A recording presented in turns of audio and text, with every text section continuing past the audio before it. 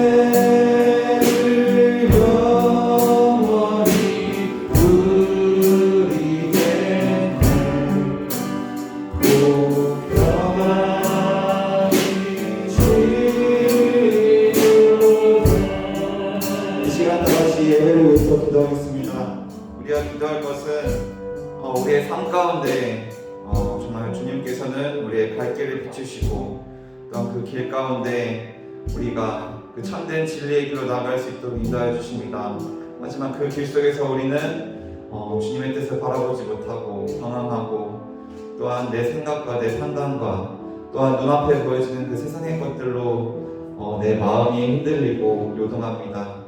우리가 그 가운데 정말 주님을 바라보기 원합니다. 이 예배의 시간 주님을 더 알아가고 더 주님을 만나고 또한 주님의 말씀이 나의 마음에 새겨져서 내가 어떠한 삶을 살아갈 때라도 주님의 말씀이 나를 인도할 수 있도록 그 시간이 될 수 있는 그 삶을 허락해 달라고 예배의 시간에 주님의 말씀으로 채워지길 기도한다고 주님께 바라였으면 좋겠습니다. 다 같이 기도하시겠습니다.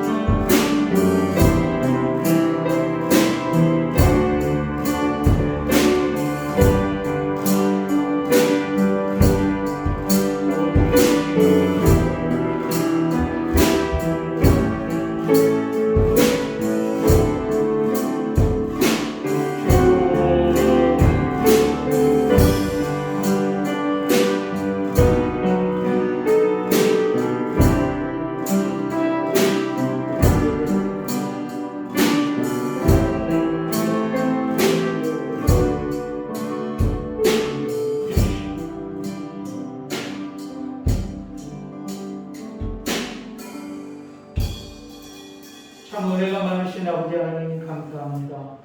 오늘도 주님께서 우리를 하나님의 백성, 천국 백성 삼아주셔서 오늘도 주님 앞에 나와 예배드리게 하신 것 감사합니다. 오늘 이 예배를 통하여서 우리를 구원하신 우리 주 하나님, 오늘도 십자가를 감당하셔서 우리에게 천국 소망을 허락해 주신 우리 주 예수 그리스도, 오늘도 우리의 삶 가운데 찾아와 주셔서 우리를 선한 길로 인도하신 우리 성령 하나님, 오늘 우리 예배를 통해서 하나님을 찬양하며 노래하며 경배드리기로 원하오니 아버지 하나님, 오늘 우리의 예배를 받아 주시옵소서.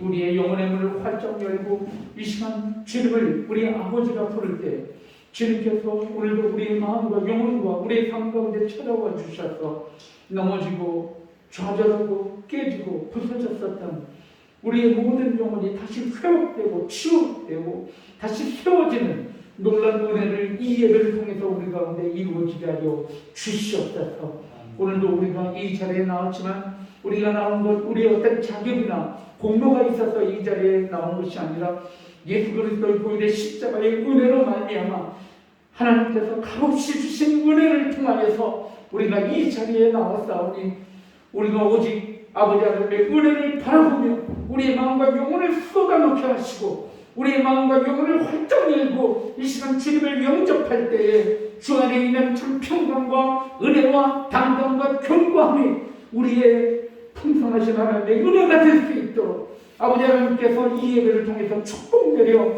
주시옵소서. 아버지 하나님, 악하고 더러운 모든 것들은 오늘 이 예배를 드릴 때 묶임을 받고 떠나가게 하시고 이 시간 우리의 마음과 영혼과 가정 가운데 하나님께서 허락하여 주시는 풍성한 은혜만이 가득할 수 있도록 이 예배 가운데 크신 복을 내주어 주시옵소서. 아버지 하나님, 이 시간 우리가 한 주간 동안 살아가면서 여러 가지 힘들고 어려운 일들, 여러 가지 고난, 그리고 여러 가지 문제점을 그대로 안고 오늘 또한 이 자리에 왔음을 고백합니다. 오늘 이 예배가 주님 앞에 우리의 모든 삶의 문제를 내려놓음으로 인하여서 주님께서 오늘도 우리의 삶 가운데 역사하시고 또 우리의 마음 가운데 찾아와 주셔서 우리를 치유하시고 회복시켜 주시는 은혜를 이 예배를 통해서 우리가 함께 누리게 하여 주시옵소서. 아버지 하나님, 자리를 둘러보건대 많은 우리 권속들 이 자리에 나오지 못했습니다.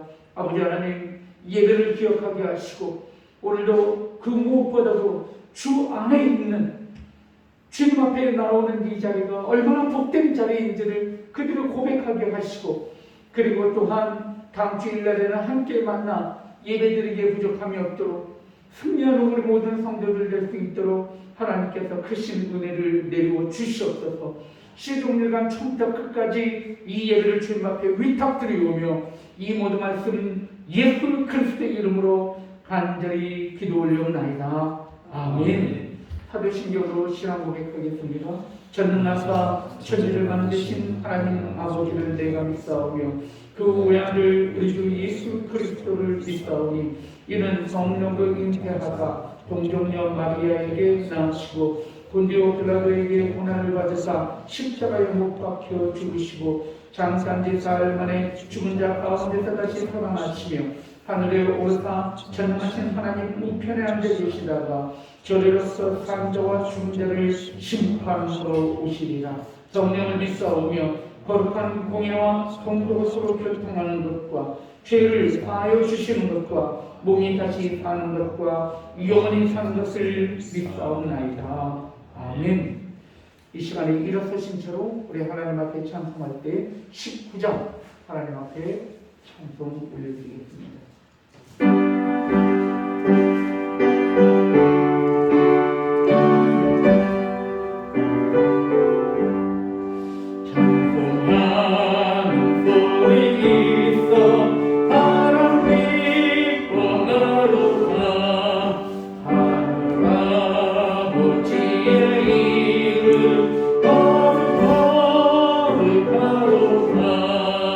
세상 사람 찬양가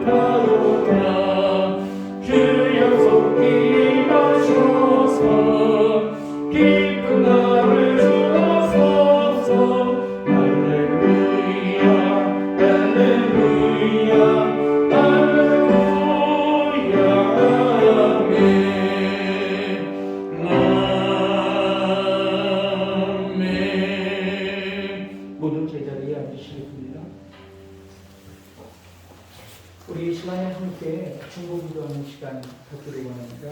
이 시간 우리 함께 기도할 때 먼저 첫 번째 나라와 민족을 위하여 먼저 기도하기를 원합니다. 이 나라의 민족을 하나님 보살펴 주시옵소서.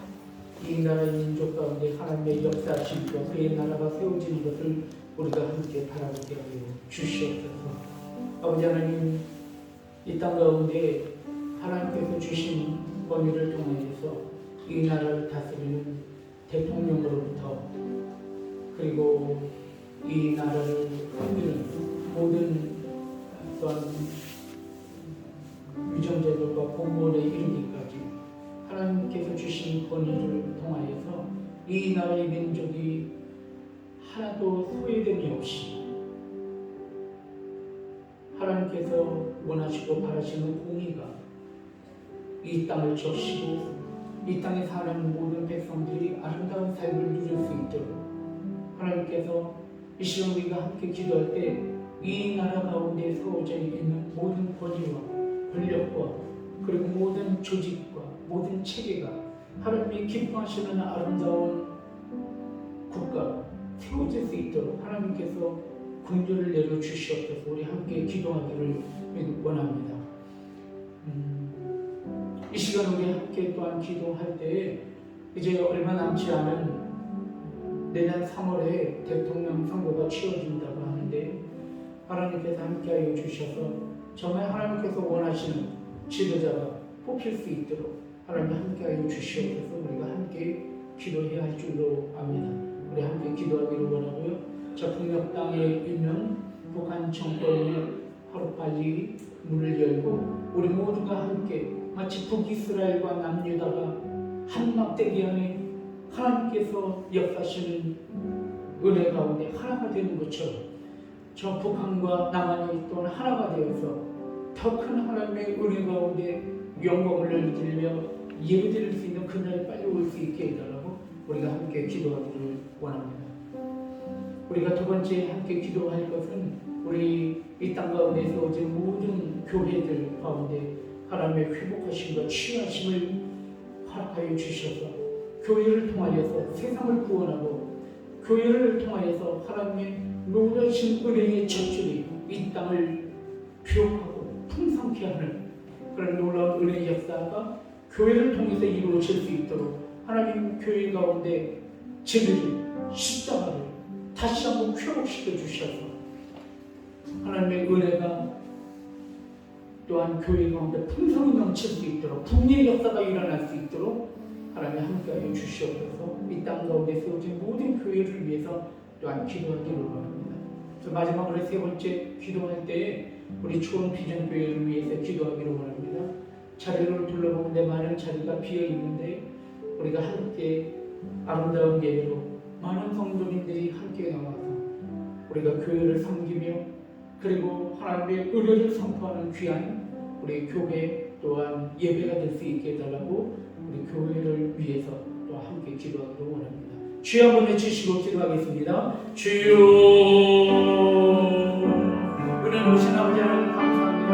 오늘도 언제나 주께서 우리를 사랑하여 주셔서 이렇게 예배당에 나와서 함께 예배를 드리며 주님을 만날 수 있도록 인도하여 주시는 아버지 하나님 감사합니다. 아버지 하나님 우리를 이해합니다. 아버지 하나님 우리를 못한 성도체의 이름을 고백합니다. 그러나 예수 그리스도의 은혜 십자가의 은혜로 하나님께서 우리를 얼마나 사랑하시는지 하나님께서 오늘도 우리 가운데 어떻게 역사하시는지 아버지 하나님 우리에게 나타내 주시어 보여주셨사오니 아버지 우리가 십자가의 은혜 가운데 승리하게 하여 주시옵소서. 우리 모든 예배와 우리 아버지는 교회와 모든 공동체를 통하여서 아버지 하나님의 지극하신 사랑과 예수 그리스도의 십자가의 보혈의 은혜와 그리고 성령의 강력한 역사하심이 우리 가운데 일어나는 우리가 함께 바라보면 귀한 우리 교회에 될 수 있도록 인도하여 주시옵소서. 자리가 많이 비어 있습니다. 어제는 이 자리가 우리 모든 아버지는 백성들이 함께 나와 아버지는 예배드리는 아버지는 자리를 채워줄 수 있도록 아버지는 인도하여 주시옵소서. 이것을 아버지 우리가 바라보면서 기도하며 나아갈 때 아버지는 무기력하지 않게 하시고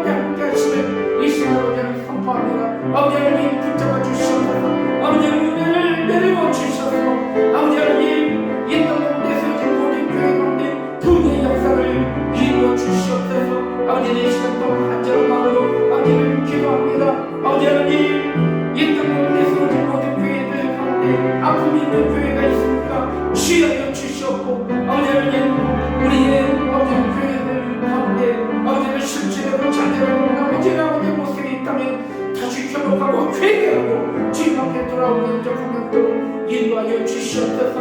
아버지 하나님 이 나라 이 민족 가운데 아버지 하나님 대통령을 비롯하여서 아버지 하나님 모든 위정자들이 진정으로 청직하게 하시고 아버지 하나님 진정으로 아버지 하나님 공의와 아버지 하나님 진정한 아버지 하나님 계속 주시는 아버지 하나님 은혜 가운데 이 모든 교회들 아버지 하나님 세워지게 하시고 특별히 아버지 하나님 그렇지 않은 모든 정치인들에게 함께하여 주셔서 그들이 정말 아버지 하나님 빛과 소금의 역할을 감당하고 일하면서 아름다운 정치 옳은 정치를 감당하게 인도하며 인도하시고 저 공작당이 하루빨리 아버지 하나님 열리게 하여 주셔서 아버지 하나님 이 민족이 더 편한 아버지 하나님의 아버지 하나님 영광을 선포하는 아버지 하나님 귀한 역사가 일어날 수 있도록 하나님 함께하여 주시옵소서. 아버지 하나님 붙잡아 주시옵고 아버지 하나님 은혜 가운데 나아가게 하여 주시옵소서. 아버지 하나님 간절하고 아멘. 아버지 하나님 이 시간 짧은 시간이지만 간절한 마음으로 기도하였사오니 우리의 기도를 받아 주시옵고 나라와 민족이 그리고 모든 교회가 그리고 본체단이 주는 은혜 가운데 늘 승리하게 부족함이 없도록 우리의 기도를 받아주시고 역사해 주시옵소서. 아니 이미 이루신 줄로 믿사오며 이 모든 말씀 예수 그리스도 이름으로 간절히 기도 올려옵나이다. 아멘. 이 시간에 하나님께서 우리에게 주시는 말씀을 함께 나누려고 합니다. 하나님께서 주시는 말씀은 출애굽기 12장입니다. 우리 함께 말씀 나눌 출애굽기 12장 우리 21절부터 28절까지 말씀입니다. 출애굽기 21장 우리 함께 말씀 나눌 출애굽기 12장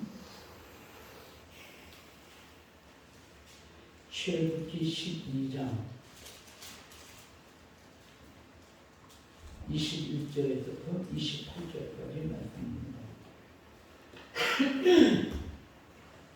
그러면 우리 출애굽기 12장 21절부터 28절까지 교독하겠습니다. 제가 먼저 읽고 여러분 먼저 읽고 말씀을 교독하겠습니다. 제가 먼저 읽겠습니다. 모세가 이스라엘 모든 장로를 불러서 그들에게 이르시되 너희는 나가서 너희의 가족대로 어린 양을 택하여 유월절 양을 잡고 수초 물을 가져다가 그릇에 담은 피에 적셔서 그 피를 모든 인방과 좌우들지에 버리고 아침까지 한 사람도 자기 집 문 밖에 나가지 말라.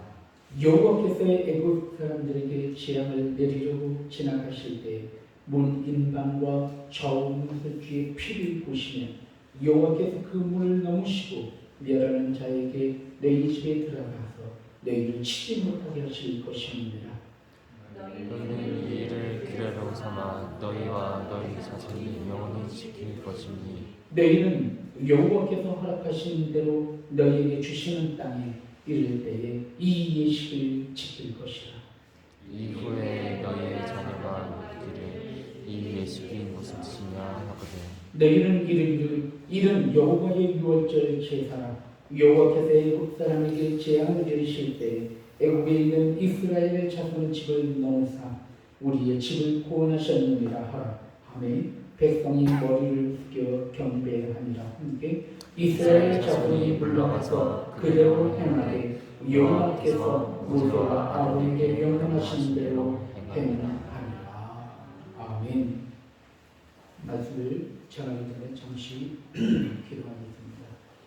은혜로우신 아버지 하나님 감사합니다. 오늘도 주님께서 우리에게 예배를 허락하여 주셔서 이 시간을 통하여서 말씀을 선포케 하시고 그리고 말씀을 아멘으로 화답하여 받아 이 땅 가운데 나아가 말씀이 중심이 되는 말씀이 반석이 되는 삶을 통해서 승리하고 하나님 앞에 영광을 드릴 수 있도록 우리에게 이 말씀의 시간을 허락하여 주셨사오니 오늘 이 말씀 가운데 역사하셔서 거듭나게 하시고 말씀을 통해서 치유되게 하시고 말씀을 통해서 통쾌 되는 놀라운 은혜를 우리에게 허락하여 주시옵소서. 오늘도 우리에게 귀한 어린 자녀들을 허락해 주신 것 감사합니다.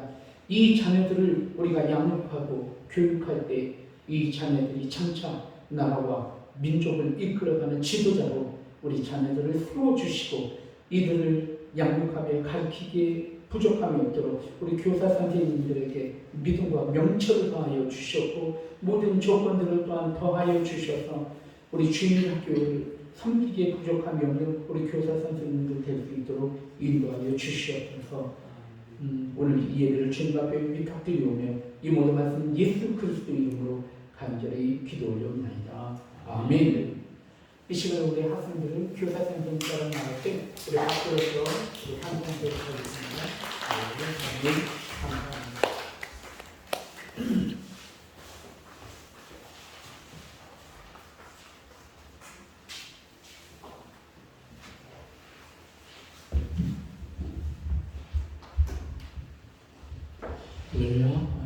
오늘도 예배 가운데 나오신 여러분들을 축복합니다. 우리 좌우에 함께 인사 나누실 때 주님의 이름으로 사랑합니다. 축복합니다. 인사하겠습니다. 시작. 주의 이름으로 사랑합니다. 축복합니다. 아멘. 오늘 모든 예배를 통하여서 하나님께 주시는 은혜가 여러분 가운데 있기를 원합니다. 우리는 지난 주일간 소망이라고 하는 주제를 가지고 여러분들과 함께 말씀을 나누었습니다. 오늘은 여러분들과 함께 말씀을 나눌 때 은혜라고 하는 그런 말씀의 제목으로 여러분들과 함께 말씀을 나누고자 합니다. 은혜라고 하는 그런 말뜻이 무엇일까 사전적인 의미를 찾아보았어요. 그랬더니 뭐라고 되어 있냐면 어떤 사람이나 신이 어떤 대상에게 값없이 주는 고마운 일이나 어떤 혜택, 그것이 은혜다. 이렇게 이야기를 사전적인 의미에서 이야기를 하고 있더라고요. 그래서 은혜를 받았다, 은혜를 입었다라고 하는 은혜의 단어는 첫 번째 조건이 뭐냐면 값없이라고 하는 것입니다. 조건 없이라고 하는 것입니다. 이 조건 없이 내가 어떠한 고마운 일을 받았거나 입었을 때 그때 은혜라고 하는 관계가 성립이 된다는 것이에요. 만약에 우리가 어떤 조건을 가지고 네가 뭐뭐 하면 내가 뭐뭐 해줄게, 내가 뭐뭐 하면 너가 나한테 이렇게 해줘야 돼 라고 하는 것은 그건 트레이드예요. 그건 거래예요. 거래. 이 거래는 절대 은혜가 아닙니다. 은혜라고 하는 것은 거래의 관계가 아닌 것이에요. 거저 주는 것입니다. 오늘 저는 이러한 어떤 은혜라고 하는 의미를 우리가 함께 또 생각을 하면서 오늘 말씀을 나누려고 하는데 우리는 먼저 하나님의 은혜를 받은 자라는 거예요. 자, 같이 따라합시다. 우리는 하나님의 은혜를 받은 자들입니다. 네, 그렇습니다. 여러분, 우리는 하나님의 은혜를 받은 자들이에요. 예, 그래서 은혜가 빠지면 우리는 구원받을 수도 없어요. 하나님의 은혜가 우리 가운데 임했기 때문에 우리가 오늘 이 자리에 나왔고 그리고 우리가 구원을 받을 수 있었던 것이에요. 그래서 오늘 우리는 이 은혜라고 하는 부분에 대해서 우리가 생각을 하면서 그리고 우리가 은혜를 받은 자로서 감사하는 삶으로 늘 기쁨이 넘치는 삶으로 승리하실 수 있는 여러분들을 주님의 이름으로 축원드립니다. 오늘 저는 오늘 본문 말씀을 통해서 어린 양, 6월절 어린 양이라고 하는 말씀의 제목을 가지고 여러분들과 함께 말씀을 나누려고 하는데 오늘 이 본문 말씀, 여러분들이 함께 읽은 본문 말씀을 이해하기 위해서는 몇 가지 본문의 배경을 우리가 함께 말씀을 나눠야 되는데 첫 번째로는 아브라함과 이삭과 야곱에 대해서 우리는 이해해야만 합니다. 지난주 말씀에도 제가 아브라함과 이삭과 야곱에 대한 이야기를 했는데 오늘도 동일하게 이스라엘의 역사, 구약의 역사를 구약에서 나오는 말씀을 우리가 이해하기 위해서는 아브라함 그리고 이삭과 야곱 이해만 해야만 합니다. 하나님께서는 아브라함을 선택하셨어요. 그리고 아브라함의 자손이었었던 이삭과 야곱을 하나님께서 축복해 주셔서 이 이스라엘 민족을 조상이었었던 아브라함과 이삭과 야곱이 어디로 다 들어가게 되냐면 애굽 땅으로 들어가게 되었어요. 야곱의 후손이 야곱의 자녀가 12자녀나 됐잖아요. 그러니까 12자녀가 되기 때문에 그의 아내와 그의 자식들 모두 다 카운트해 봤더니 약 80여 명이 되었다는 거예요. 그래서 이 80여 명이 어느 땅으로 들어갔어요? 애굽 땅으로 들어가게 됐습니다. 그 애굽 땅에서 몇 년이 흘렀냐면 400년이라고 하는 세월이 흐른 거예요. 이 400년이라고 하는 세월이 흐르면서 애굽 땅이 큰 민족으로 태동하게 됩니다. 이스라엘 민족이 남자 장정만 60만 명, 여자까지 하면 120만 명. 그것도 어린아이들 숫자는 카운트가 되지 않은 거예요. 20세에서 60세 사이 정도만 카운트된 것이지 60세 이상과 20세 미만은 이 숫자에 포함이 되지 않은 거예요. 그러니까 얼마나 큰 인구였겠냐 말이에요. 아이를 한 3명씩 낳는다 그러면 어린자가 300만 명이고 뭐 그때 3명만 낳았나요? 뭐 6명, 7명, 8명 막 나왔을 거예요. 아마 그렇게 따지고 보면은 정말 엄청난 많은 그런 숫자를 가진 민족으로 이 애굽 땅에서 태동하게 된 것을 보게 됩니다. 그런데 문제가 생겼어요. 처음에는 이 야곱의 후손들이 아주 선한 대우를 받았어요. 애굽 사람들한테. 왜냐하면 그때 총리 대신이었었던 요셉, 이 야곱의 아들 중에 하나였었던 이 요셉이 애굽 땅 가운데 애굽 나라에 큰 혜택을 주게 되잖아요. 7년 풍년과 7년 충년이라고 하는 그런 하나님께서 주신 지혜를 가지고 꿈 해몽을 하고 또 총리로서 그 나라를 잘 다스렸기 때문에 아주 이스라엘 민족 야곱의 자녀들을 후하게 대접을 했어요. 그런데 더 이상 10년, 100년, 200년, 300년, 400년씩이라고 하는 시간이 점점 흐르면서 이 이스라엘 민족이 요셉을 통해서 베풀었었던 모든 은혜라든지 공덕을 다 잊어버리게 됐어요. 잊어버리고 더 이상 애굽 사람들이 요셉이라고 하는 사람을 기억하지 못하는 거예요. 그러므로 인해서 애굽 땅에 들어간 이스라엘 민족이 손님이 아니라 무엇으로 전락하는 거예요? 노예로서 전락하게 되는 그러한 역사가 400년 동안 이루어진 역사입니다. 이스라엘 민족을 탄압하기 시작했습니다. 그 뒤에 세워진 모든 바로 애굽의 왕들이 이스라엘 민족을 탄압함으로 인해서 그들이 노예가 되어서 비동성과 람셋과 스핑크스, 피라미드 이런 큰 대형 건축물들을 만드는 그들의 어떤 이러한 거성 문화를 통하여서 그들의 왕권을 강화하는 그런 곳에 노동력이 소모가 되어야 되는 노동력이 필요했었는데 그 노동력으로 착취이 된 사람들이 다 이스라엘 민족의 사람들이었다는 거예요. 그래서 이스라엘 민족이 그런 어떤 정책 가운데 노예로서 사용되기 시작했던 것이에요.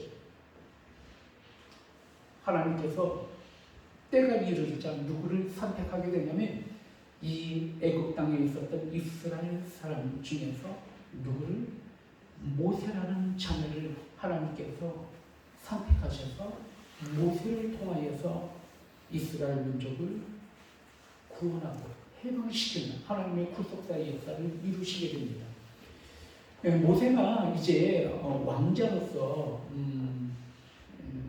그 공주가 이 강물에 나일강에 떠내려가는 그런 모세를 건져내서 이 모세가 이 왕궁 가운데 왕자로서 성장하게 된 사실들은 여러분 다 아실 거예요. 그런데 이 모세가 어떤 권력의 암투 그리고 그 애굽 땅 안에서 그 왕실 가운데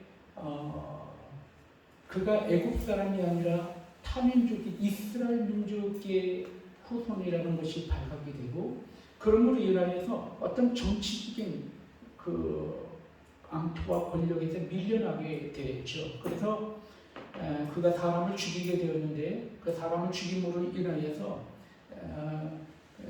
그것이 어떤 모티브가 돼서 권력의 암투에서 쫓겨나서 도망을 가게 되는데 그 도망을 가게 된 것이 그것이 바로 미디안이라고 하는 광야인 것입니다. 그 광야에서 약 40년 동안 왕자의 신분에서 이제는 목동으로 전락해서 그 40년이라는 세월을 그곳에서 보내게 됩니다. 모세가 애국 땅에서 이렇게 도망쳐서 나올 때가 40이었고 그리고 이 광야에서 몇 년을 40년을 보내고 난 다음에 나이가 몇 살이 되냐면 80살이 된 거예요. 여러분 80이라고 하는 나이는 성경에서 이야기하는 80이라고 하는 나이는 더 이상 희망이 없는 나이죠. 어떻게 보면 그때 하나님께서는 그때 모세를 부르신 거예요. 그때 모세를 부르셔서 이 모세를 애국 땅으로 보내고 애국 땅에 있었던 이스라엘 민족을 구원하게 됩니다. 근데 처음부터 이 애국 왕 바로가 자기의 노동력, 스핑크스, 람셋, 피라미드, 이런 거대한 구조물을 짓는 노동력이었었던 이 노예로 전락한 이스라엘 민족을 처음부터 그냥 그래 나가시오 모세 당신이 이 민족을 이끌고 나가기를 원하니까 데리고 나가세요. 그러지 않았다는 거예요. 왜냐하면 그들에게 노예가 없다라고 하는 것은 뭘 의미하는 거예요? 국가의 힘이 빠져버리는, 국가에 더 이상 힘이 없어져 버리는 그러한 몰락을 이야기하기 때문에 그것을 원하지 않았어요. 애굽이. 그런 걸로 인하여서 모세가 바로에게 가서 이 민족이 하나님께서 정하신 곳에서 예배하게 할 것이다. 이것이 하나님의 뜻이다. 그러므로 이스라엘 민족을 해방하라 라고 이야기를 했지만 그 말을 듣지 않았습니다.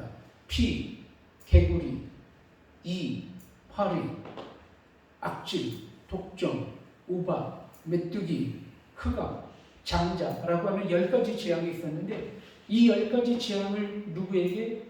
바로 왕과 애국 민족에게 베품으로 인하여서 하나님이 얼마나 두려운 존재라는 것을 그들이 점점 알게 됩니다. 그럼에도 불구하고 완악했기 때문에 이스라엘 민족을 보내지를 않았어요. 내보내지 않았습니다. 해방시키지 않았습니다. 마지막 재앙이 무엇이었냐면 그 집안의 가축에서부터 그리고 사람에 이르기까지 첫 번째 난 장자들을 어떻게 하는 거예요? 모조리 죽이는 그런 무시무시한 재앙을 이 모세가 애굽 왕 바로에게 선포하게 된 것입니다. 당신이 이스라엘 민족을 땅에서 내보내지 않으면 애굽 땅에 있는 모든 첫 번째 장자들이 오늘 밤에 다 죽으리라. 그러므로 너희들이 이 재앙을 맞이하지 않기 위해서 우리를 해방시켜라 라고 이야기를 하지만 그 이야기를 듣지 않게 됩니다. 그날 밤이었습니다. 오늘 여러분들과 함께 읽은 말씀의 제목이 지금부터 이야기하려고 하는 것입니다. 하나님께서 모세에게 이야기하십니다.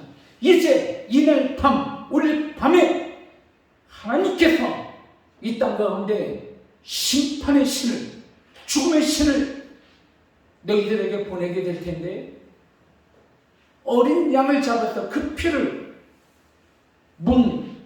문살주, 좌우 문살주와 그리고 임방에 바른 그러한 가정은, 그러한 집은 죽음의 신이, 천사가 그것을 넘어가게 될 것이다.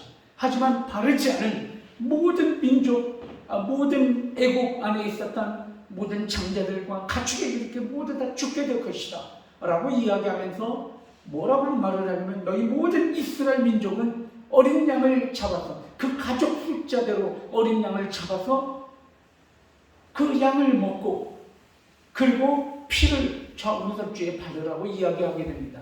그날 밤이었습니다. 하나님께서 이 죽음의 신을 보내서 천사를 보내서 모두 다 죽게 하는 것입니다. 하지만 이스라엘 민족은 어린 양의 피를 바른 이스라엘 민족은 더 이상 희생을 당하지 아니하고 그 가운데 있었던 모든 애국 사람의 장자는 모두 다 죽게 됩니다. 바로 왕의 아들도 장자도 그날 밤 죽은 것입니다. 이런 역사가 그들 가운데 일어남으로 인하여서 바로 왕이 더 이상 견디지 못하고 두 손을 들게 됩니다. 그리고 이스라엘 민족이 해방이 되는 것입니다. 오늘 성경 말씀을 읽은 말씀은 이런 내용인데, 오늘 하나님께서 모세에게 이스라엘 백성을 통하여서 이런 이야기를 더 전하고 있는 것을 보게 됩니다. 너는 오늘 있었던 이 6월절의 역사를 영원히 기억하라, 영원히 기념하라, 영원히 지킬 것이다 라고 이야기하고 있다는 사실입니다.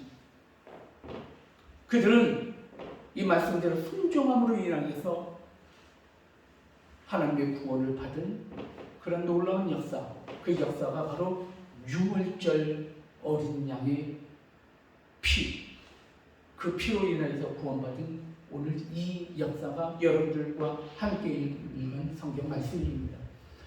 저는 오늘 이 말씀을 가지고 여러분들과 함께 몇 가지 말씀을 좀 나누고 싶은 것입니다. 첫 번째로 이 말씀을 통해서 우리에게 주시는 것은 하나님은 은혜를 베푸시는 하나님이라고 하는 사실을 우리에게 이야기하고 있다는 사실입니다. 하나님은 은혜의 하나님이시라는 것입니다.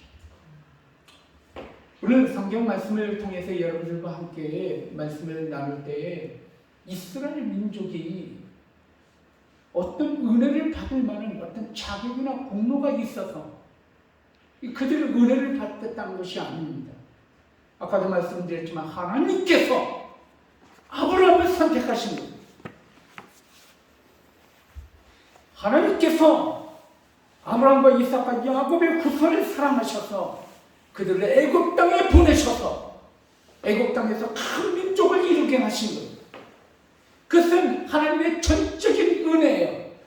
그것은 이스라엘 백성이 원해서 이스라엘 백성이 뭘 잘했기 때문에 이루어진 것이 아니라 하나님이 선택하셨고 그리고 하나님이 그에게 은혜를 내리셨기 때문에 이루어진 역사라는 것입니다.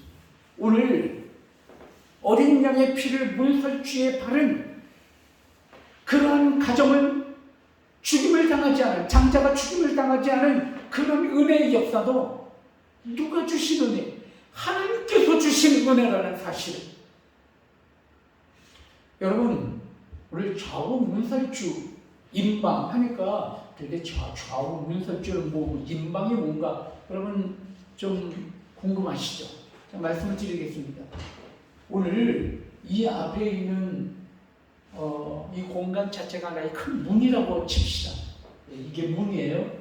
그러면은 이 문을 통해서 이쪽 공간으로 넘어가고 저쪽에 있던 사람들이 이 문으로 나오겠죠. 그러면 문설주라고 하는 것은 뭐냐면 좌우쪽에 세워진 큰 기둥이 그게 문설주라고 하는 거예요. 그래서 기둥은 문설주예요. 인방이라고 하는 것은 뭐냐면 이 좌우의 문설주에 위와 아래로 놓여져 있는 그런 큰 기둥과 같은 막대기를 그것을 인방이라고 해요. 그러니까 인방은 가로고 문설주는 세로인 거예요. 무슨 얘기인지 아시겠죠? 그러면 인방과 문설주가 하나로 잘 짜여지면 어떻게 나오겠어요? 이렇게 문의 윤곽이 드러나게 되는 것이겠죠. 오늘 성경 말씀을 통해서 우리에게 주시는 의미가 굉장히 큰 의미가 있는 것을 보게 됩니다. 여러분, 오늘 이 어린 양을 잡아서 어떻게 하라는 거예요? 이 피를 바르라는 거예요.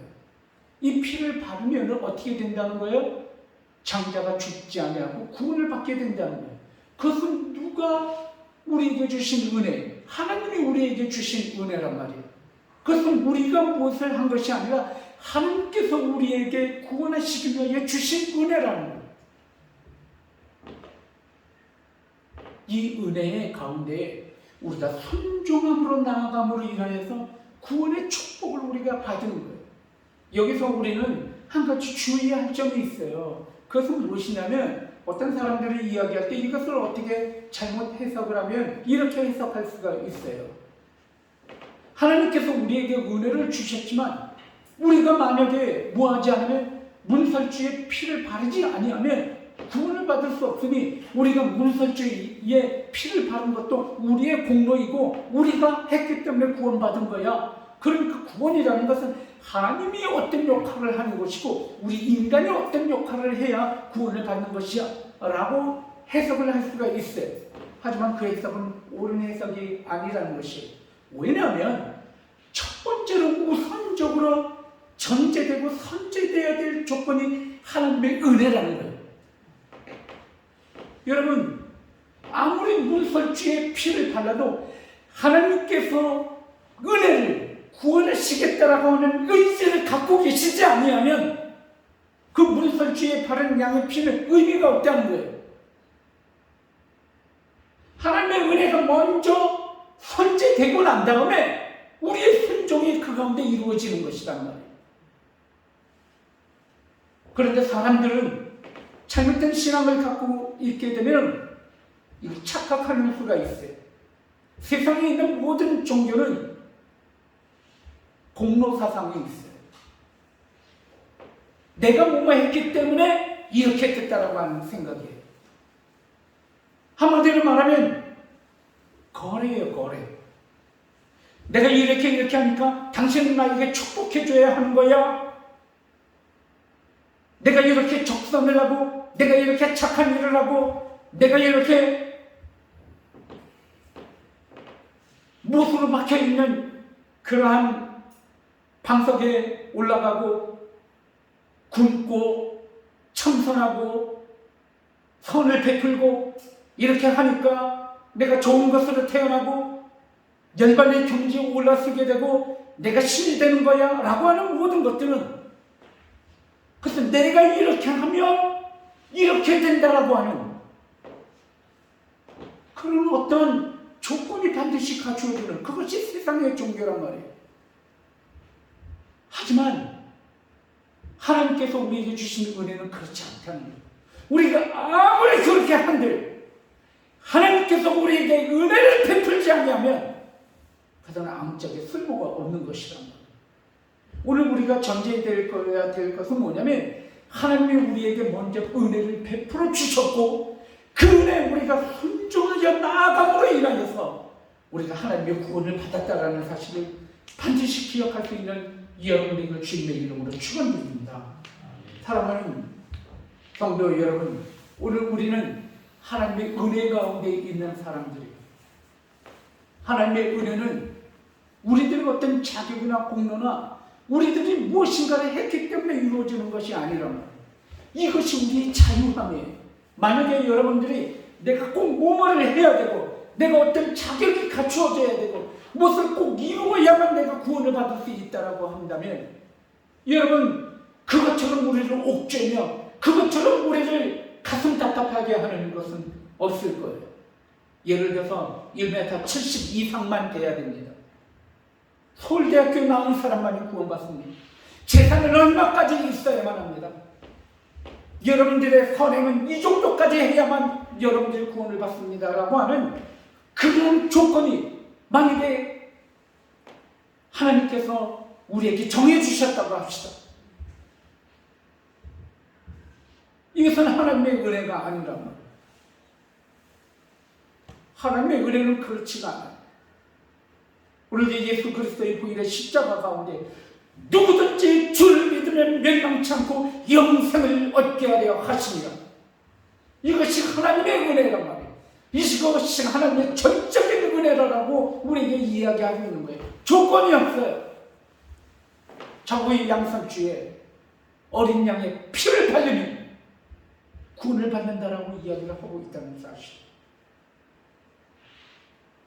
여러분, 우리는 왜 어린 양의 피일까? 이 부분에 대해서 이제부터 우리가 조금 생각을 해야 되는 것이, 우리는 이것을 이해하기 위해서는 구약시대의 제사를 알아야 돼요. 구약의 제사는 다른 것이 아니라 두 가지가 있었어요. 하나는 그들의 곡식을 태워서 하늘로 올림으로 인해서 연기로 올리면서 드리는 그런 제사가 있었어요. 식물을 통해서 제사를 지냈어요. 두 번째는 동물을 태워서 하나님께 드리는 제사가 있었어요. 그 동물은 주로 소, 양, 염소, 비둘기를 사용했어요. 그런데 그 중에서 가장 보편적으로 양이나 염소를 제사를 지냈었어요. 제사를 지내기 위해서는 이러한 과정이 있었어요. 제사장들이 어떻게 하냐면 양을 내가 예배를 드리고 제사를 지내기 위해서 내가 돈을 주고 양을 사오는 거예요. 양을 사오면은 그 사람의 보는 앞에서 그 사람이 가지고 온 양을 목을 치게 됩니다. 그리고 양쪽 다리와 양쪽 팔과 양쪽 다리를 다 치게 되고 내장은 끄집어내고 그리고 목에서 나오는 피를 그대로 발라서 제단 위에 양은 올려놓고 제단의 그 피를 양쪽 모서리에다가 다 바르게 돼요. 바르고 난 다음에 밑에서 불이 올라와서 이것을 태우게 되는데 태우면은 연기가 하늘로 막 올라가는 거예요. 그리고 하늘로 올라감과 동시에 냄새가 나요. 살을 태우는 냄새가 나는 거예요. 오감이 충족이 되는 시간이에요. 피비린내와 그 살 타는 냄새, 그리고 하늘에는 시꺼먼 연기와 함께 하늘로 이 양이 타오르는 그런 연기를 바라보면서 무엇을 생각을 하는지 아세요? 저 양이 나를 대신해서 희생하고 있다는 것이에요. 나는 죄악이, 나는 연약하고 나는 흠이 많은 사람인데 내가 원래는 내 죄로 인해서 심판받을 수밖에 없는 나이지만 나를 대신해서 이 양이 제물이 돼서 희생 제물이 되어서 활활 타오르는 것이에요. 그것을 바라보면서 무엇을 느끼냐면 나의 죄를 고백하고 그럼에도 불구하고 이 어린 양을 통해서 나의 모든 죄를 용서하시는 그 하나님의 은혜에 감사하는 것이에요. 그것이 옛날에 구약시대에 있었었던 제사란 말이에요. 그런데 오늘 주님께서는 무엇을 이야기하냐면 이 어린 양을 잡아서 그것을 어떻게 하라는 거예요? 정물살주에 바르고 그리고 그 고기를 그냥 또 남기지 말고 다 먹으라는 거예요. 자, 저는 오늘부터 지금부터 두 번째 메시지, 두 번째 하나님께서 이 말씀을 통해서 우리에게 전하는 말씀을 함께 나누기를 원하는 것입니다. 6월절 어린 양은 예수 그리스도의 예표가 된다는 사실을 여러분들과 함께 나누고 싶습니다. 사랑하는 성도 여러분, 어린 양의 피, 이 어린 양의 피는 예수 그리스도의 피의 예표가 된다는 것입니다. 예표라고 하는 말이 무엇이냐면 영어로 말하면 사인이 된다, 증거가 된다, 뭐 그런 이야기로 이야기를 할 수가 있어요. 대신한다, 상징이다 라고 하는 그런 뜻이에요. 우리는 신앙생활을 하다 보면 어떤 때는 이런 생각을 참 많이 해요. 이 성경 말씀을 보면 구약과 신약으로 나뉘어져 있잖아요. 구약과 신약으로 나뉘어져 있어서 어떤 사람들은 가끔 우리가 신앙생활을 하면 왜 구약과 신약이 따로 나뉘어져 있지? 구약만 믿으면 안 되는 거야? 신약만 믿으면 안 되나?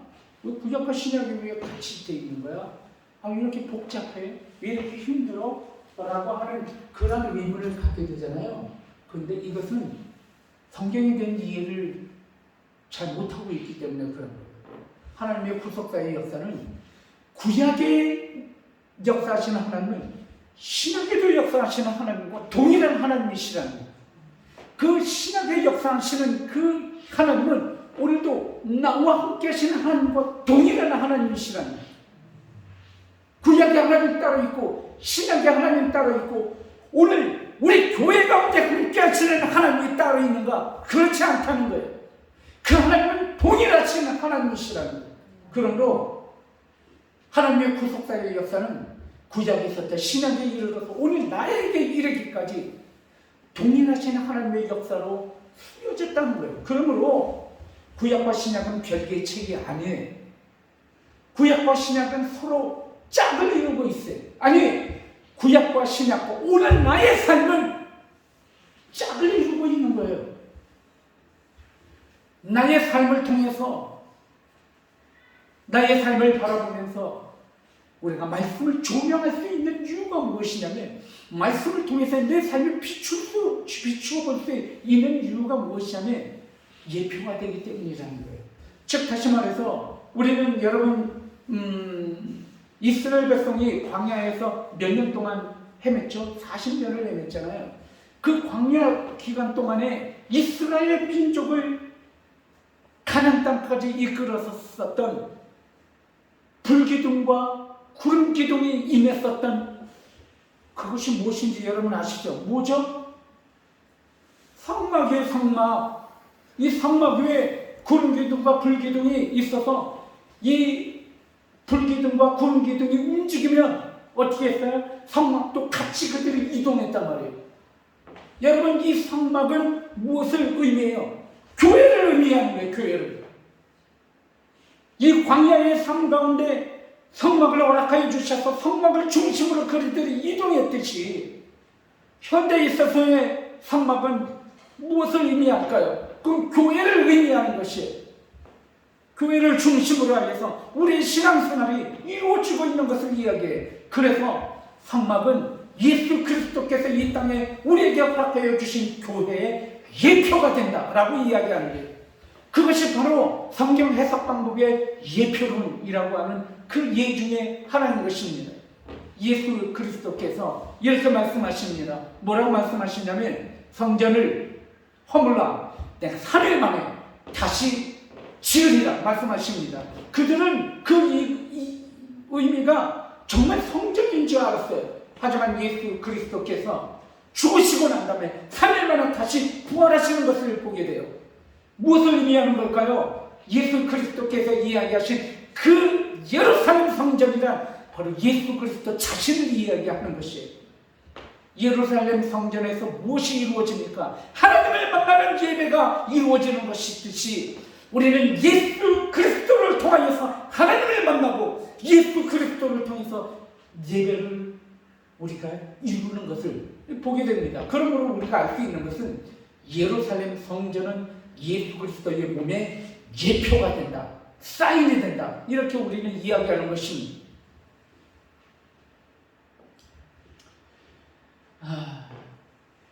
구약과 신약은 별개로 떨어져 있는 책이 아니라 짝을 이루면서 하면 동일한 산상의 구속사의 역사 가운데 이어진 책이라는 거예요. 이것을 나눈 사람은 하나님이에요, 사람이에요. 사람이 나눈 거예요. 구약과 신약은 사람이 나눈 것이지 하나님이 나눈 것이 아니에요. 하나님은 동일하신 하나님이라는 거예요. 우리가 나눈 거예요. 성경 말씀은 이렇게 우리가 나눌 수 있는 그런 말씀이 아니에요. 우리가 참 조심해야 되는 거예요. 성경 말씀을 우리가 마음대로 해석하고 우리가 마음대로 낭독질하고 이단들이 무엇을 하냐면 자기네들이 필요한 말씀을 곳곳에서부터 다 짜집기 하고 곳곳에서 끄집어내서 자기의 논리를 피우는데 논리를 자기의 탐욕과 유익을 취하는데 이 성경 말씀을 사용하는 거예요. 성경 말씀은 절대 그렇게 해야 되는 것이 아니에요.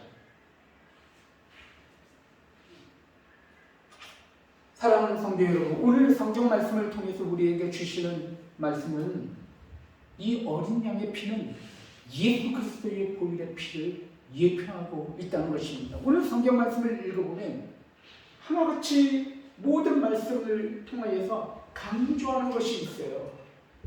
제가 읽어드릴 테니까 한번 들어보세요.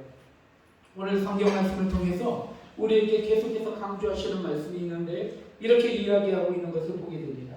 출애굽기 조금 아까 읽었었던 12장 24절에 너희는 이 일을 규례로 삼아 그리고 영원히 지킬 것이며 그리고 예식으로 지킬 것이며 그리고 너희가 드릴 제사이며 그리고 너희들이 행해야 할 명령이며 그리고 영원히 너희가 지켜야 한다.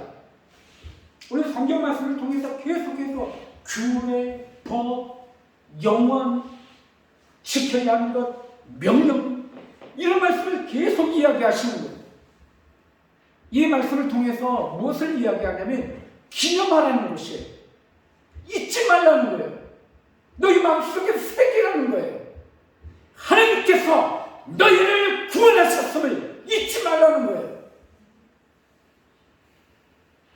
여러분, 아까도 이야기를 했지만 좌우무설주는 우리들의 시작과 끝을 의미해요. 여러분은 지금 어디로 다 들어오셨어요? 문으로 들어오셨죠? 여러분 나갈 때 어디로 나갑니까? 문으로 다시 나가는 거죠.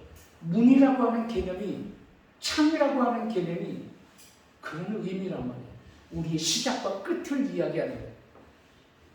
예수 그리스도의 보혈의 피가 우리의 시작이며 예수 그리스도의 보혈의 피가 우리의 마지막이라는 것을 의미하는 거예요. 오늘 하루를 시작하고 오늘 하루를 끝마친다면 그 문도 예수 그리스도의 보혈의 피가 되어야 하는 것이에요. 예수 그리스도의 보혈의 피를 통해서 우리가 하나님을 알게 됐고 하나님의 자녀가 됐고 영원한 천국의 소망을 가지고 되었음을 절대 잊지 말라는 거예요. 그래서 오늘 이렇게 이야기하는 거예요. 이 제사를, 이 규례를 법으로 만들어서 영원히 지켜야 한다라고 우리에게 이야기하고 있다는 사실입니다. 이 어린 양의 피, 그 피는 우리의 어떤 자격과 공로가 아니라 하나님께서 우리를 사랑하셔서 값없이 우리에게 주신 은혜임을 기억하라는 거예요. 그래서 교만하지 말라는 거예요. 내가 한 것이 없기 때문에 그런 거예요. 전적으로 하나님이 주셨기 때문에 너 스스로를 자랑하지 말라고 이야기하고 있는 거예요. 우리가 교회에서 신앙생활을 하다 보면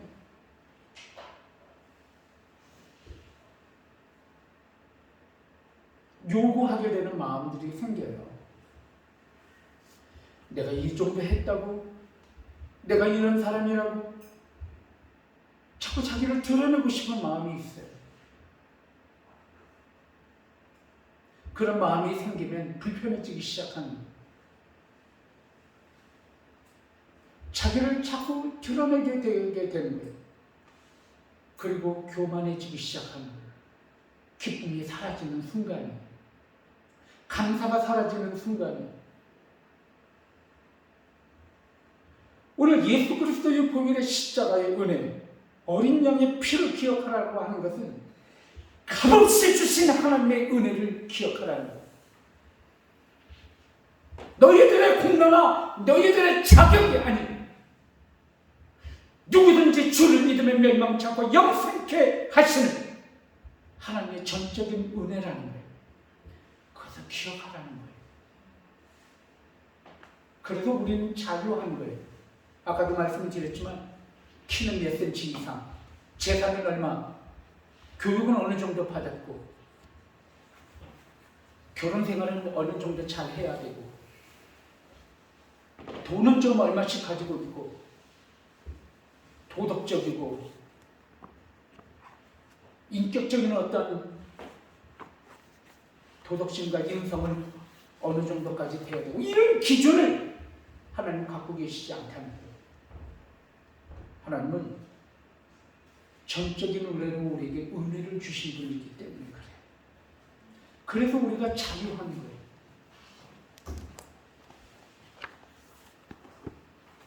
그래서 우리는 항상 감사한 거예요.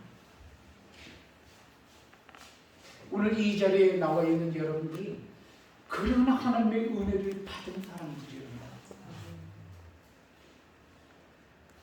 오늘 성경 말씀을 통해서 마지막으로 이렇게 이야기하시는 거예요. 그러므로 우리가 그 하나님의 은혜에 들어가기 위해서는 어떻게 해야 하는가? 우리 주 하나님께서 육신을 입고 이 땅에 오셔서 헌신하고 희생하심으로 인하여 우리를 구원하시고 당신의 사랑을 확증하셨던 것처럼 우리가 그 하나님의 은혜에 들어가기 위해서 우리들의 해야 할 몫이 있다는 것을 우리에게 이야기해요. 그것은 순종이에요. 순종. 일반 은혜와 특별 은혜에 대해서 여러분에게 말씀을 드렸잖아요. 예수 그리스도의 공의 십자가의 은혜 누구에게든지 열려져 있는 일반 은혜인 거예요. 하지만 이 은혜의 십자가의 자리에 들어가 하나님의 구원의 백성이 되느냐 되지 않느냐는 특별 은혜인 거예요. 하나님과의 영적인 깊은 관계에 들어가서 여러분들이 그 은혜를 누리는 삶은 특별 은혜인 거예요. 거듭남의 은혜이고 하나님의 구원받은 자로서의 은혜입니다. 우리가 지금까지 살아오면서 한번 생각해봐요. 오늘은 우리 쌓인 예표에 대해서 이야기를 하고 말씀을 마치려고 합니다. 여러분들이 지금까지 인생을 살아오면서 신앙생활을 하면서 믿음 생활을 하면서 정말 크고 작은 많은 일들이 여러분 가운데 있었을 거예요. 여러분 그 모든 일들 가운데 하나님께서 오늘도 나와 함께 하십니다. 하나님께서 오늘도 나를 구원하여 주시는 그 증거와 사인들을 기억하시기를 정말 바라요. 내 어떤 자격이나 내 공로나 내 어떤 지혜와 능력을 된 것이 아님을 정말 기억했으면 좋겠어요. 저번에도 말씀을 드렸지만 내 힘으로 내 능력을 지금까지 여기 왔는가?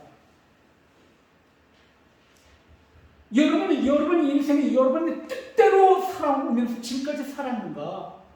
가만히 생각해보면 절대 그렇지가 않아요. 이것은 전적인 하나님의 은혜라는 사실이에요. 그 순간 내가 정말 위기 가운데 있었을 때 나를 붙잡아 주신 그 은혜는 하나님의 전적인 은혜예요. 내가 무엇을 해서가 아니라 하나님이 인도하셔서 오늘날 우리가 여기까지 왔음을 기억을 하시는 여러분들 되길 바랍니다. 여러분의 마음의 문, 직장의 문, 학교의 문, 가정의 문, 미래의 문, 축복의 문, 모든 문들 가운데 예수 그리스도의 보혈의 피가 발라져 있기를 바라요. 우리들이 이제 인생을 마치고 나면 우리는 나가야 돼요. 문을 통해서.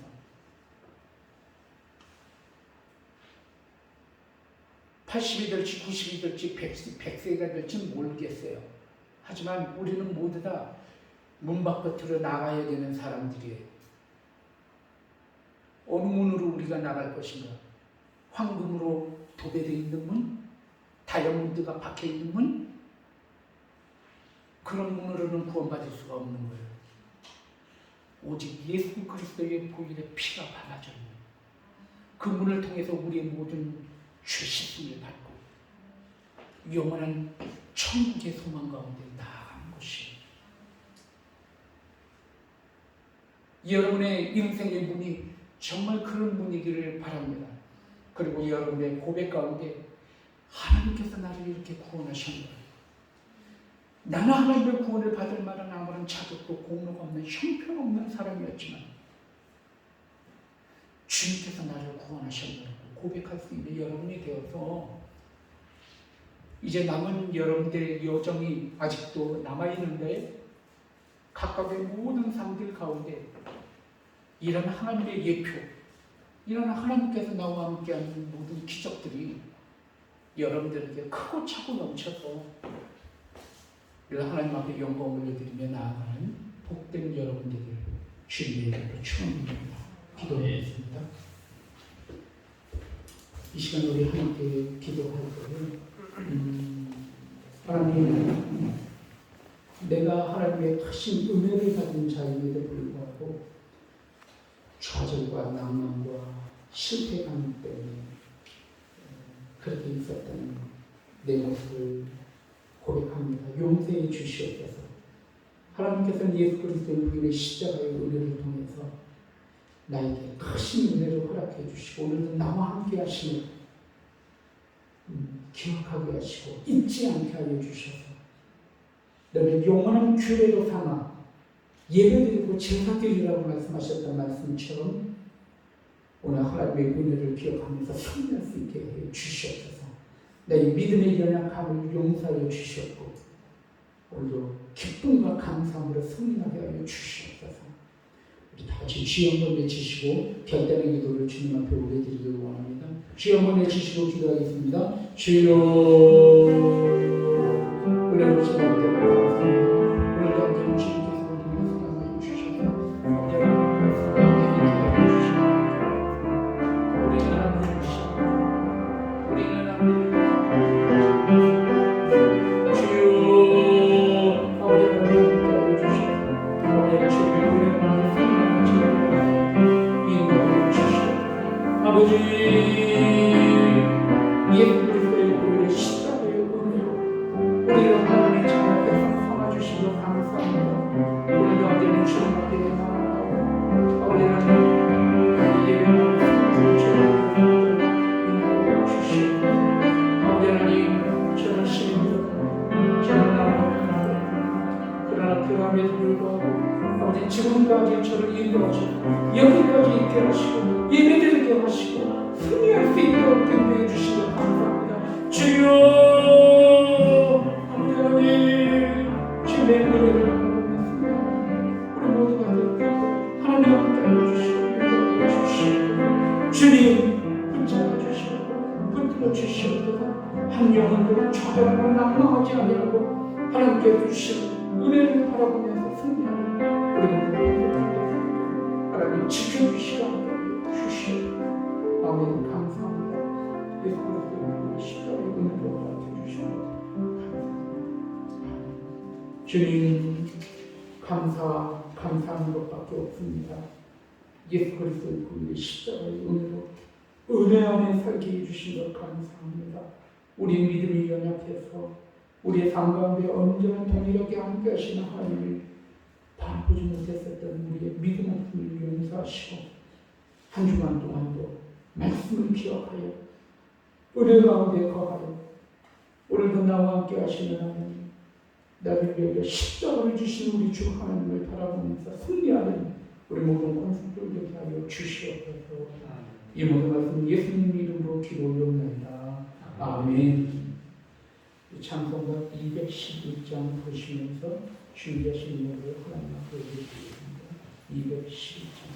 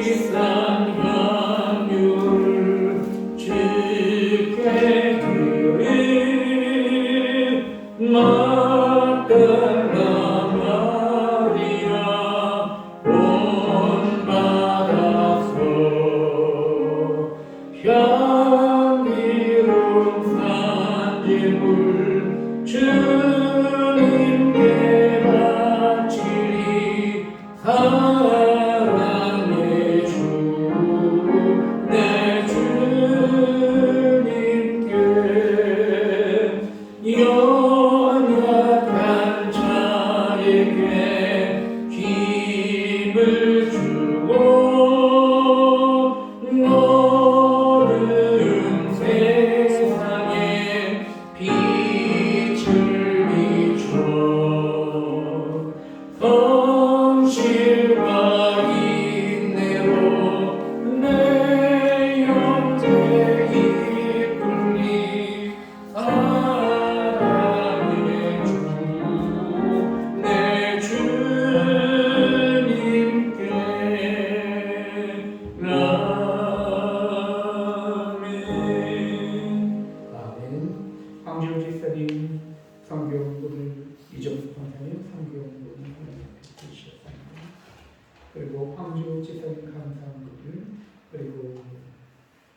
앞에 또 매장이 잘 이루어지고 있으면 감사합니다. 지혜를 주세요. 김시찬 선생님 감사합니다. 주셨습니다.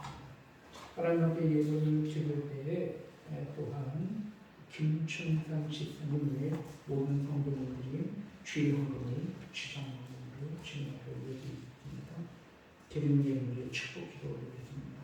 은혜로우신 아버지 하나님, 이 시간에 주님 앞에 귀한 예물을 드렸습니다. 이 예물을 주님을 향한 우리 믿음의 고백이며 신앙의 고백입니다. 내 안에 이루어진 모든 것들이 다 하나님의 은혜였음을 이 시간 고백하면서 이 시간 주님 앞에 드린 예물입니다. 이 예물을 받으시고 30배, 60배, 100배 넘치는 물질의 축복으로 갚아주셔서 더 많은 일, 더 좋은 일, 그리고 더 많은 것을 하나님의 영광과 위를 위해 사용하는 그런 모든 물질도 될 수 있도록, 그리고 사업장과 직장과 삶될 수 있도록 물질의 축복을 부어주시옵소서.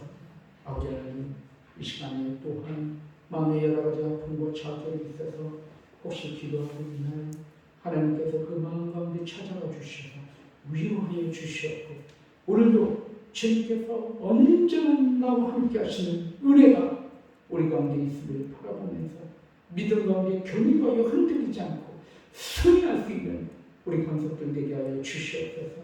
이 시간에 아픈 부분에 손을 얹고 기도하기를 원합니다. 믿음의 기도가 병정자를 일으킨다고 말씀하셨사오니 이 시간에 아픈 부분에 믿음을 갖고 기도할 때 치유하여 주시고 회복시켜 주시옵소서. 아버지 하나님, 이 시간 또한 우리의 비전과 꿈을 드립니다. 나의 삶을 드립니다. 성령 충만, 능력 충만, 믿음 충만 허락하여 주셔서 하나님 앞에 오직 영광을 드리기에 부족함이 없도록 은혜를 더하여 주시옵소서. 이 모든 말씀 예수 그리스도 이름으로 축복하며 기도 올려옵나이다. 아멘. 함께하여 주시옵소서. 주시옵소서.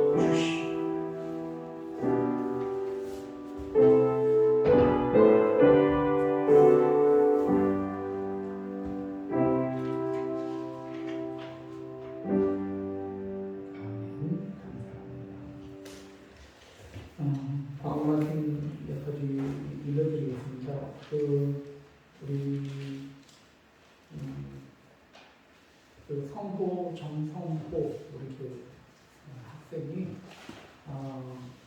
우리 승현이하고 장난을 하다가 무릎을 확 찌우면서 무릎이 관절이 됐어요. 어저께 밤에.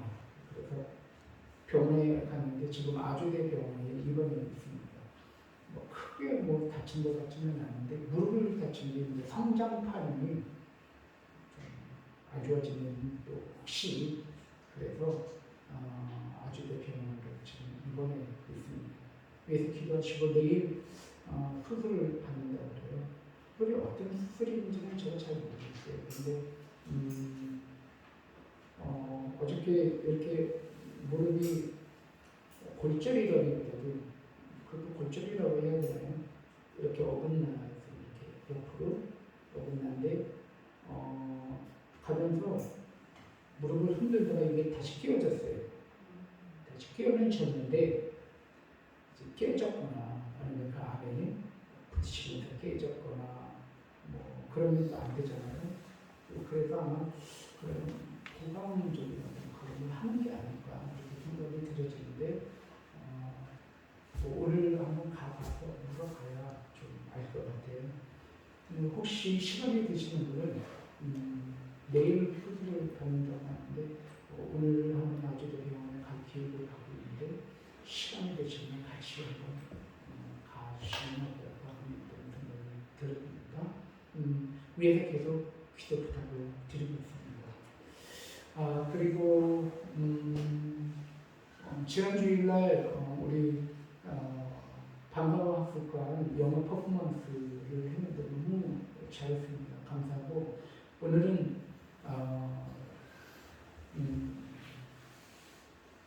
준호 분이 한 명이 안 했어요. 그래서 그냥 넘어가려고 했는데 그렇게는 안 될 것 같고 그래서 이따가 준호도 하도록 하겠습니다. 애들 교육을 위해서 필요한 과정인 것 같아서 하도록 그렇게 하겠습니다. 위에서 계속 기도 부탁을 드리겠습니다. 저희 교회가 이제 위드 코로나가 되어서 이제는 예배의 제한이 없습니다. 지금 다 드려도 돼요. 그런데 제 마음속에 너무 아픔이 있어요. 왜냐하면 코로나가 이렇게 세구나 하는 생각을 다시 한번 하게 됩니다. 제가 작년과 재작년 2년 전 찍었던 사진과 지금 사진을 비교해 보면 교인들이 다 바뀌었어요. 전에 나왔던 성도님들이 보이지를 않아요. 코로나로 인해서 발생한 현상들이에요. 저는 우리 교회는 그러지 않으리라 생각했습니다. 아니더라고요. 다른 모든 교회들이, 많은 교회들은 50%, 저희 교회는 30%가 교인이 나오지 않고 있대요. 위드 코로나, 오늘부터 위드 코로나로 바뀌어 전환이 되는데, 우리 교회 빈자들도 보니까 이렇게 영향이 큰 거예요. 지금까지 코로나가 끝나면 다 오겠지. 코로나가 끝나면 다시 회복돼서 우리가 예배드리겠지라고 하는 소망을 가졌었는데 이게 아니라고 하는 사실을 지금 다시 한번 깨닫게 되는 거예요. 정말 기도가 많이 필요하구나. 우리에게 이런 참 어떻게 보면 어려움이 있는 것이구나 라는 생각을 하게 됐어요. 어저께 저는 한 분 한 분에게 다 전화를 드렸어요. 위드 코로나니까 이제 나오셔서 함께 예배를 드리자고 전화를 드렸는데 전화를 받지 않거나 전화번호가 끊어져 있거나 아니면 받지 않으시는 분들, 거의 많은 분들이 전화통화가 되지 않았어요. 그런 것을 바라보면서 이렇게 영향이 크구나 하는 생각을 해보게 됐습니다. 기도가 필요한 것이죠. 기도가 필요한 것이고, 그리고 우리가 11월, 12월 달 어떤 형태이든지 우리가 다시 우리 예배가 회복이 되었으면 좋겠다. 우리 교회가 회복이 됐으면 좋겠다는 생각이 들어지는데, 저번에도 말씀드렸지만 사람이 교회예요. 사람이 회복되는 게 교회가 회복이 되는 거예요. 오늘 우리 주위에 너무 많은 분들이 비어져 있어서 이분들이 회복되도록 교회 나오기를 함께 기도합시다. 그래서 우리 교회가 더 큰 영광을 하나님 앞에 예배 드릴 수 있도록 그래서 기도 부탁을 드리고요. 그리고 혹시 주위에 코로나로 인해서 신앙생활이 중단이 됐다든지 아니면 방황하고 있다든지 그런 분들은 또 함께 예배 드리는 자로서 회복되어졌으면 좋겠어요. 그래서 전도도 하시고 인도도 하셔서 저희들과 함께 예배 드릴 수 있도록 부탁드리겠습니다. 자, 우리 저희와 함께 인사 나누실 때 주 안에서 승리하세요 하고 인사하겠습니다. 시작! 주 안에서 승리하세요. 네, 아멘. 감사합니다. 같이 일어나셔서 하나님의 정한 34장 평안을 너희에게 주노라 찬양하고 축도하고 우리 예배를 마치겠습니다.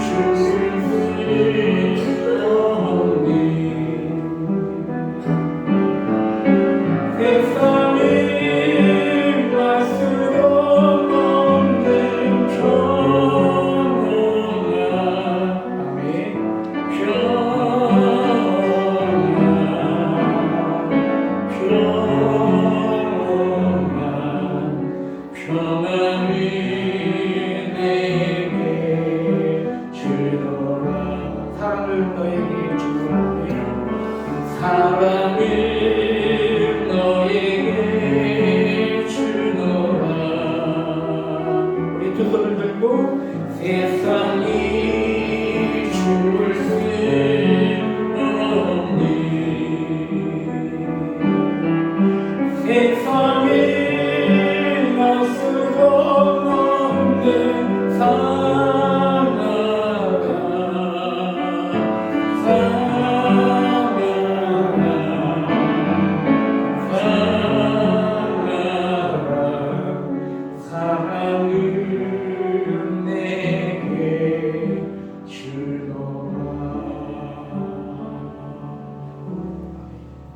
이제는 우리 주 예수 그리스도의 은혜와 아버지 하나님의 무한하신 사랑과 성령의 역사하시고 교통하심 오늘 예배를 드리는 우리 모든 성도들 위해 그리고 가정과 직장과 기업과 그 자녀 위해 그리고 오늘 못 나왔지만 또 병원에 입원해 있는 우리 성호 위해 그리고 그 가정 위해 이제부터 영원히 있을지어다. 아멘. 주시오. 붙잡아 주시오.